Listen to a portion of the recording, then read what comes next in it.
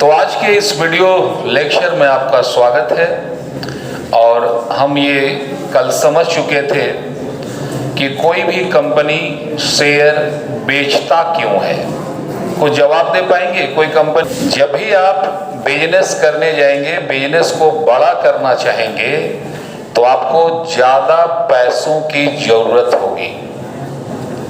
और ज़्यादा पैसा एक आदमी से मांगोगे तो रिस्क बहुत ज़्यादा होता है। मान लो अगर हमको 1 करोड़ रुपया चाहिए और 1 करोड़ आदमी अगर हमको एक रुपया ही दे दे, 1 करोड़ लोग 1 रुपया खाली दे, तो एक जगह कितना जमा हो सकता है? कितना 1 करोड़ हो जाएगा। अगर मान लो किसी तरीके से मेरा बिजनेस नहीं चल पाया, हम डूब गए, तो जो आदमी हमको 1 रुपया दिया था, क्या वो बर्बाद हो जाएगा? कुछ नहीं होगा उसको। यानी आपका 1 रुपया आपके लिए किसी काम का नहीं है, लेकिन हर आपका 1 रुपया जब 1 करोड़ बनता है तो फिर ये बड़े काम का हो जाता है। समझ में आ रही है बात? तो बोलते हैं ना कि मांगो उसी से जो दे दे खुशी से, अब कहे ना किसी से। मांगो उसी से जो दे दे खुशी से और कहे ना किसी से। तो ना देने वाले को टेंशन, ना लेने वाले को ज्यादा हेडेक। तो पूंजी जमा करने का सबसे आसान तरीका यही है। 1000 लोगों का पैसा एक जगह हो तो लाखों बन सकता है। अब बताओ कि जो आदमी 1 रुपया दे रहा है, 1 रुपया से कुछ भी कर सकता है क्या? नहीं। लेकिन अगर एक रुपया करके 1 करोड़ हो जाए तो कौन काम है जो नहीं किया जा सकता है? अगर कोई 1 रुपया लगाया और साल भर के बाद उसको 2 रुपया मिल जाए, तो ये 1 रुपया को डबल करने में उस आदमी ने कुछ किया? कुछ नहीं किया। अब 1 रुपया के जगह अगर 1000 करें तो साल भर बाद कितना मिलेगा? डबल। कितना? 2000। कोई अगर 1 लाख लगाए तो 2 लाख, कोई 10 लाख लगाए तो। मतलब क्या है कि जो जितना ज्यादा पैसा लगा रहा है वो उतना ज्यादा कमा रहा है। तो लोगों के दिमाग में क्या आ रहा है कि यार हमको कुछ नहीं करना है, यहां पे मेरा पैसा मेरे लिए काम कर रहा है। हमने 10 लाख कंपनी को दिया, साल भर में बाद हमको 20 लाख मिला। तो ये 10 से जो 20 हुआ, इस तरह का जो इनकम, इसी को ना इनकम कहते हैं। तो ये जो इनकम है इसको कहते हैं पैसिव इनकम। बोलते ना कि हींग लगे ना फिटकिरी और रंग भी चोखा। अगर 10,000 से 20,000 हो जाए तो ये 20,000 करने के लिए आपको कुछ करना पड़ा? नहीं समझे बात को? अगर मान के चलो कि तुम बैंक में 1 लाख जमा कर दिए और साल भर के बाद आपको 1,12,000 मिला, तो कितना फायदा हुआ? ये 12,000 कमाने के लिए आपने कुछ किया? आपका पैसा बढ़ गया। तो कौन आदमी नहीं चाहता है कि हमारा पैसा बढ़ते जाए? चाहिए ना? तो ध्यान देना कि जब आपका इस तरह का इनकम कमाने का मकसद हो जहां आपके बजाय आपका पैसा आपके लिए काम करे, इसको बोलते हैं पैसिव इनकम। क्या बोलते हैं? तो एक सवाल अगर आपसे पूछेगा कि कोई आदमी शेयर क्यों खरीदता है, तो जवाब होगा पैसिव इनकम के लिए। समझ में आ रही है बात? अब बहुत लोग हैं जिनका मान लो खानदानी प्रॉपर्टी है, वो 5 ठो बड़ा बड़ा बिल्डिंग बना दिए हैं। तो बिल्डिंग बना दिए हैं तो उसमें जो रेंट आएगा, उस रेंट कर कमाने के लिए किसी को कुछ करना है क्या? लेकिन कितने ऐसे लोग हैं जिनके पास बड़ा बड़ा बिल्डिंग है? बहुत से ऐसे लोग हैं जो एक एक रूम भी किराए में लेके रहते हैं। तो उनके पास सपना है कि नहीं कि अपना घर हो, और ऐसा सपना है कि नहीं कि मेरे घर में दूसरे लोग रहें, किराया दें। तो उसके लिए जो इसको बोलते हैं कैपिटल बिल्डिंग, पूंजी का निर्माण। अब पूंजी का निर्माण कमाने के लिए, पूंजी बनाने के लिए, तुम अगर 10,000 रुपया कमाते हो और महीना खत्म होते होते 10,000 खत्म, तो 10 साल के बाद तेरे पास बचेगा कितना? 0। लेकिन अगर तुम 10,000 कमाते और 30% उसका पैसा बचा लेते, सेविंग कर लेते, तो 10,000 का 30% कितना? 3,000। अगर महीना में 3,000 बचाते तो साल भर में 36,000, 10 साल में 3,60,000, 20 साल में 7,20,000। ये 7,20,000 से आप कुछ घर मकान कुछ कर सकते थे कि नहीं? तो ये जो 7,20,000 हुआ, ये आपका पूंजी बना। क्या बना?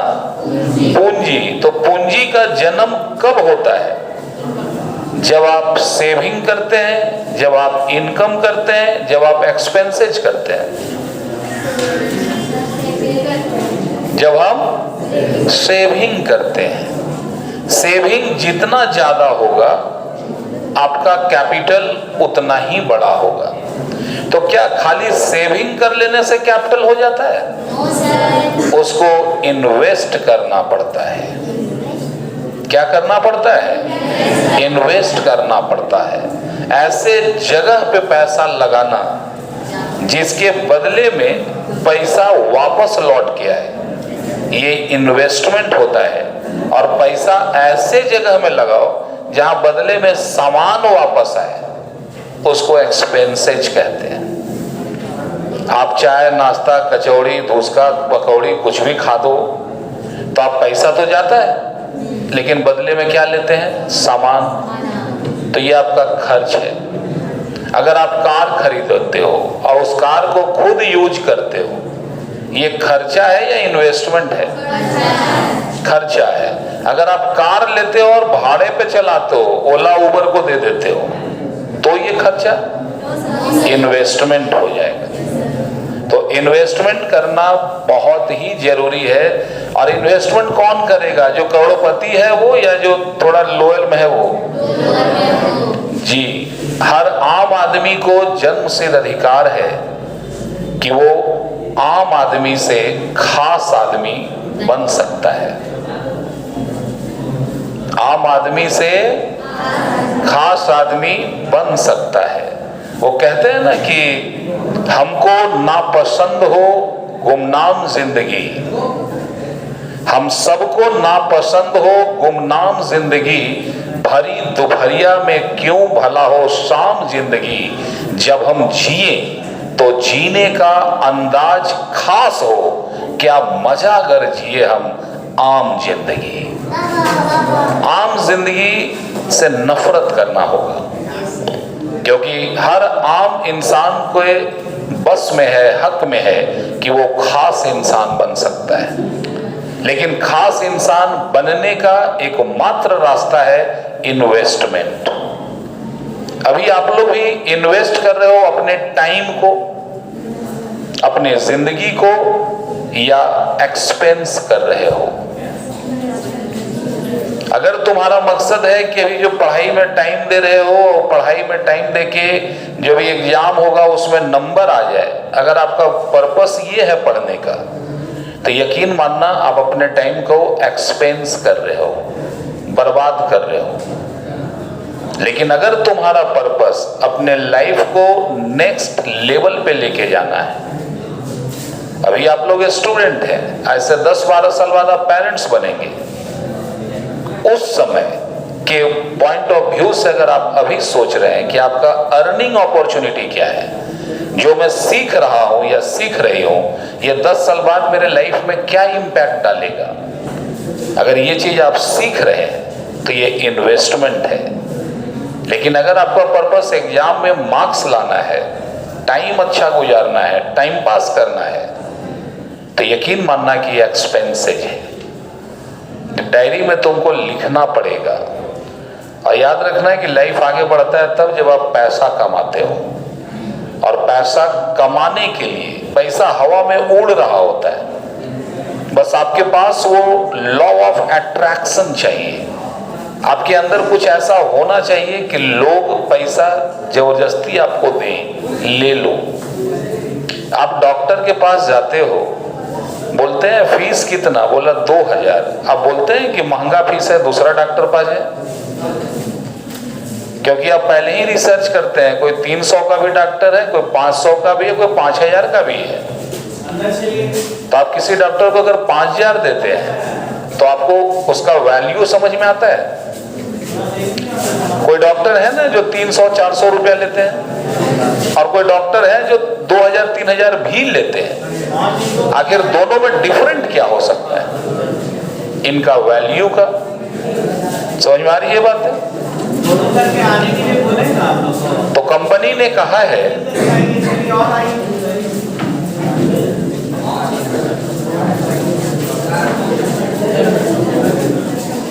आराम से जाने समय जाओ, बहस मत करो, डिस्टर्ब हो जा रहा है।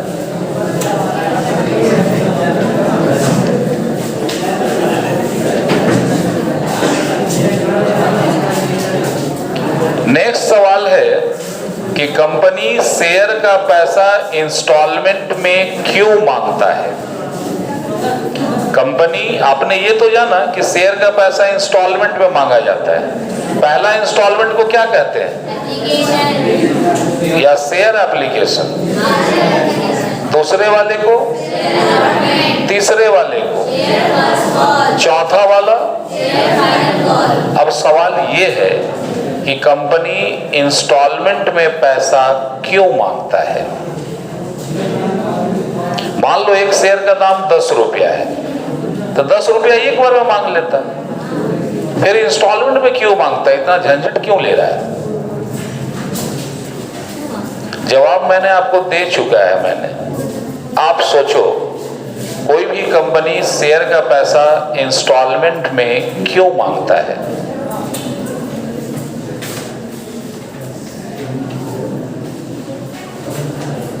अगर आप जवाब दिए, इसका मतलब आप इन्वेस्ट करने के लिए क्लास में बैठे हैं।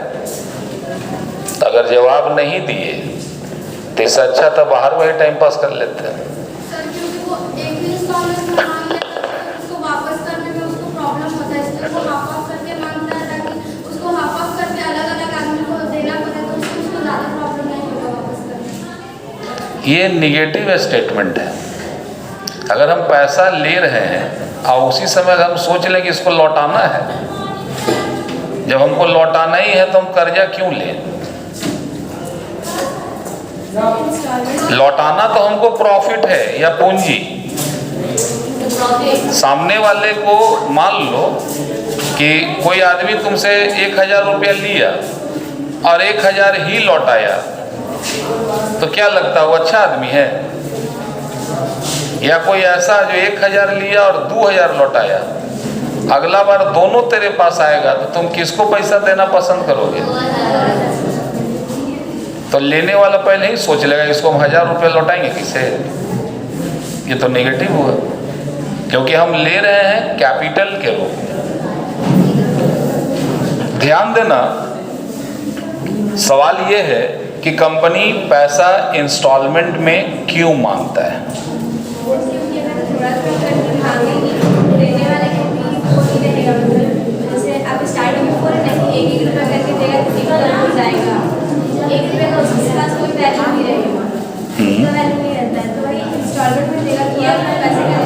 तो 1 रुपया को 25 पैसा नहीं। लॉजिक समझिए, सिंपल बात सोचो। मैंने बोला कि पैसा हवा में उड़ रहा है, पकड़ने के लिए लॉ ऑफ मैग्नेट चाहिए, चुंबकीय शक्ति, लॉ ऑफ अट्रैक्शन। अब हमने ये भी बोला कि अगर कोई आदमी 1 रुपया लिया, बदले में उसको 2 रुपया मिला। कोई अगर 10 लिया तो मिला 20, कोई लिया 1000 तो 2000, कोई 10,000 तो 20,000, कोई 10 लाख तो। अब आदमी सोच रहा है, ह्यूमन साइकोलॉजी, सोचो कि यार 10 रुपया के बदला 20 हो जाए तो 10 रुपये में हम करेंगे क्या? तो उसको सामने से एक रास्ता दिए कि 10 रुपया नहीं, तुम 10,000 का ले लो। बोलता 10,000 एक ही बार, उतना तो नहीं ले पाएंगे। उसकी चाहत है 10,000 की, लेकिन जो एक्शन लेना है उसके लिए वो तैयार नहीं है। तो कंपनी बोलता है टेंशन मत लो, तुम्हारा जो चाहत है सपनों का इनकम, उसके लिए हम सपोर्ट करते हैं। ये 10,000 एक ही बार में नहीं देना है, इसको 4 महीना में देना है। 2,500 रुपया दे दो। आप 2,500 दोगे, लेकिन उसको हम 10,000 के बराबर वैल्यू देंगे। तो लोगों को आसानी लगेगा कि नहीं लगेगा? तो मेन पर्पस है, कंपनी ज़्यादा से ज़्यादा शेयर बेचना चाहता है। इसके लिए कस्टमर को, जितने भी शेयर होल्डर हैं वो कंपनी के लिए कस्टमर हैं, जो शेयर खरीद रहे हैं और पैसा दे रहे हैं। और बिजनेस कोई भी हो, जितना ज़्यादा सेल होता है पैसा और प्रॉफिट उतना ही ज़्यादा होता है। तो कंपनी ज़्यादा से ज़्यादा शेयर को बेचने के लिए अपने एप्लीकेंट को या लोगों को इंस्टॉलमेंट का फैसिलिटी देता है। अब मान लो कि कोई 10,000 शेयर लिया और एक ठो का दाम 10 रुपया है, तो 1 लाख रुपया देना होगा। अब 1 लाख एक बार देने में दिक्कत है, तो बोला पहले 20,000 दो, फिर 30,000 दो, फिर 30,000 दो, फिर 20,000 दो। तो जब 1 लाख वो दे सकता है कि नहीं आसानी से? एक बार में 1 लाख दे या 4 बार में दे, आपको ऑप्शन मिलेगा, आप कैसे लेना पसंद करोगे? 4 बार में, और बेनिफिट दोनों का एक ही रहेगा, तो 4 बार में। समझ में आ रही है बात है? सर कंपनी को ज्यादा बेनिफिट होगा इससे, अगर इंस्टॉलमेंट अगर कोई पे कर रहा है तो उसमें तो इंटरेस्ट ऐड होता है कि तुम एक साथ तो दे नहीं रहेगा, तो तुमको एक्स्ट्रा पैसे देना पड़ेगा। नहीं, एक बात समझिए कि कंपनी शेयर के बदले प्रॉफिट में हिस्सा देता है। अब कंपनी के पॉइंट ऑफ व्यू से सोचो कि कोई आदमी, आज जनवरी है और जनवरी में 1 लाख दे दिया, तो ऐसा तो नहीं है कि आज हम दुकान खोले और आज से ही हम लाख रुपया कमाने चालू किए। बिजनेस खड़ा करने में 4 महीना, 6 महीना, 8 महीना टाइम लगता ही लगता है। 1-2 साल मार्केटिंग करने में लगता है, मार्केट में ब्रांड बनाना पड़ता है, तब जाके प्रॉफिट होता है। तो अगर मान लो हमको बिल्डिंग बनाना है, हम लोन लेना है, 10 लाख रुपया लोन लिए बिल्डिंग बनाने के लिए, तो क्या हम एक के दिन अगर 10 लाख ले लिए जनवरी में, तो मेरा आज ही से ब्याज चालू, तो क्या हम 10 लाख रुपया लेंगे तो क्या एक ही दिन में बिल्डिंग बना देंगे? बिल्डिंग बनाने का काम इंस्टॉलमेंट में होता है। पहले थोड़ा जमीन तैयार करो, फिर दीवार खड़ो, फिर ढालो, फिर फिनिशिंग दो, तो टाइम लगता है कि नहीं? ये भी एक कंपनी के लिए बेनिफिट है। अब आप सोचो कॉल इन एरियर क्या होता है? कोई बताएंगे कॉल इन एरियर क्या होता है? जो पैसा ना मिला हो। कॉल इन एरियर, एक जवाब आया। और कोई बोलना चाहेंगे? अब जैसे कोई मान लो 1 लाख रुपए का शेयर लेना चाहता है और इंस्टॉलमेंट है 20,000, 30,000, 30,000, 20,000, कितना कितना? 20, 30, 30, 20, 1 लाख हो गया। अब कोई आदमी, क्योंकि शुरू में लोग लेता है जोश में, शुरू में एडमिशन किस में लेता है? जोश में। वो ले रहा है तो हम भी ले लेते हैं। दूसरा इंस्टॉलमेंट में लगता है 30,000 देना है, ये भी भर देता है।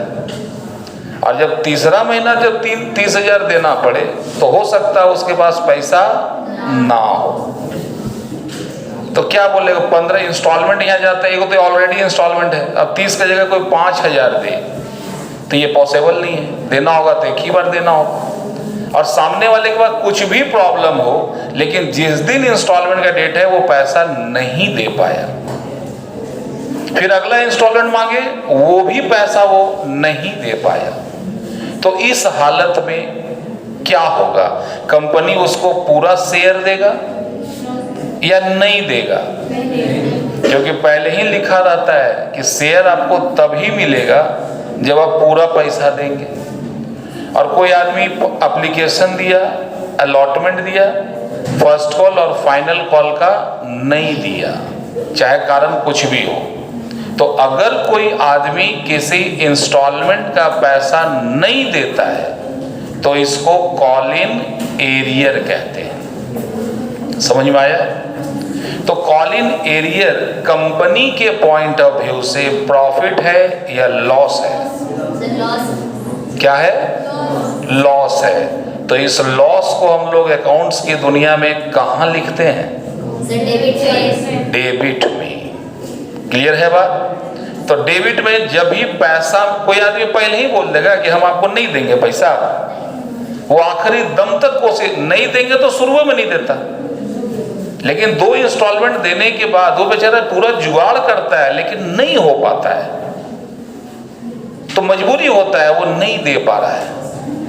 इस घटना को बोलते हैं कॉल इन एरियर। और कॉल इन एरियर का रिकॉर्ड आपको तब पता चलेगा जब आप हिसाब करेंगे कि कितना पैसा मिला और कितना पैसा नहीं मिला। तो जो पैसा नहीं मिला वही क्या है? तो ये कंपनी के लिए, कंपनी को आना था 1 लाख, आया 70,000, तो 30,000 क्या कहलाएगा? Call in arrear. Journal entry क्या होता है? पैसा आता है तो लिखते हैं बैंक अकाउंट डेबिट, और जो पैसा नहीं आया वो लॉस है तो लिखेंगे call in arrear account debit to share dot dot dot account. अगर बोले एरियर इन अलॉटमेंट, अलॉटमेंट में एरियर है, तो जहां डॉट डॉट था वहां अलॉटमेंट लिख देंगे। तो जो पैसा मिला और जो नहीं मिला दोनों को डेबिट में, पैसा मिले तो बैंक डेबिट में, तो क्या एंट्री होगा?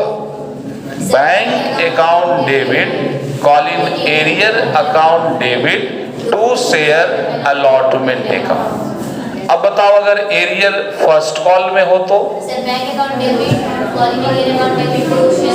जवाब देना है जो क्लास में मौजूद हो। अगर एरियर अलॉटमेंट में फर्स्ट कॉल में हो तो क्या होगा? Very good. Bank account debit call in arrear account debit to share. अब अगर एरियर फाइनल कॉल में हो तो?